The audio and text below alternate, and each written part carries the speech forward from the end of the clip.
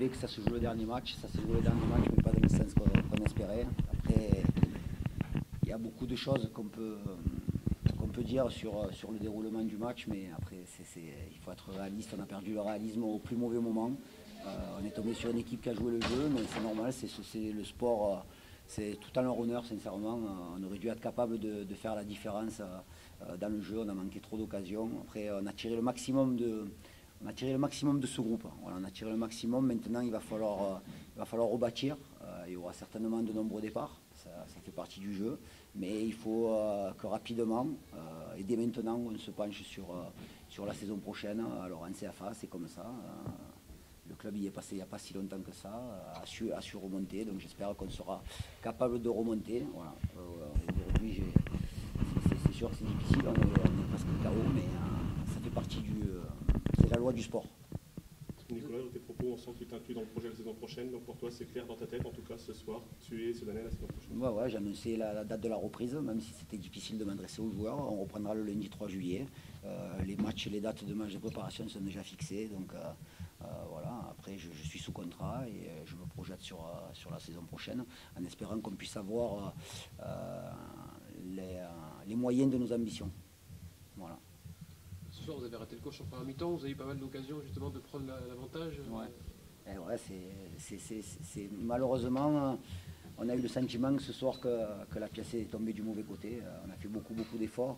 On s'est certainement trop focalisé. Peut-être qu'il fallait encore plus protéger le groupe sur ce qui allait se passer sur les autres terrains. J'ai entendu beaucoup de choses sur Consola, voilà, qu'ils étaient cousins avec les Corses, mais apparemment ils ont fait le job. Donc je veux leur rendre hommage aussi parce qu'ils finissent quatrième et ça fait 2 ans que ce club ils finissent aux portes de la montée. Voilà, donc après je pense que c'est trop focalisé. C'est une immense déception pour tous puisqu'il y avait une remontée assez fantastique sur ces derniers matchs et puis ce soir notre équipe est passée à côté. Bon, au-delà de ça, c'est une terre de football ici.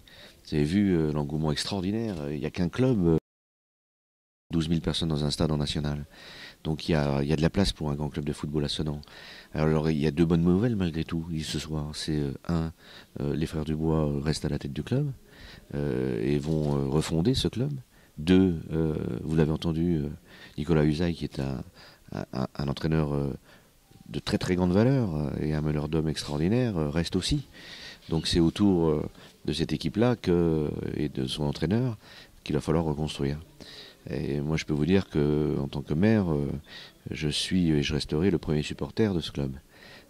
Il est important pour Sedan, pour le département, pour Ardennes Métropole, de posséder un club de haut niveau. Parce qu'en termes de notoriété, en termes d'image, en termes aussi de développement économique pour une ville comme celle-là, pour un territoire comme le nôtre, c'est indispensable. Et puis, quand on voit la ferveur populaire autour de ce club, je crois 13 000 personnes. Oui, voilà, je crois que en soi, ça mérite le respect. Et donc, la ville de Sedan sera toujours derrière son club.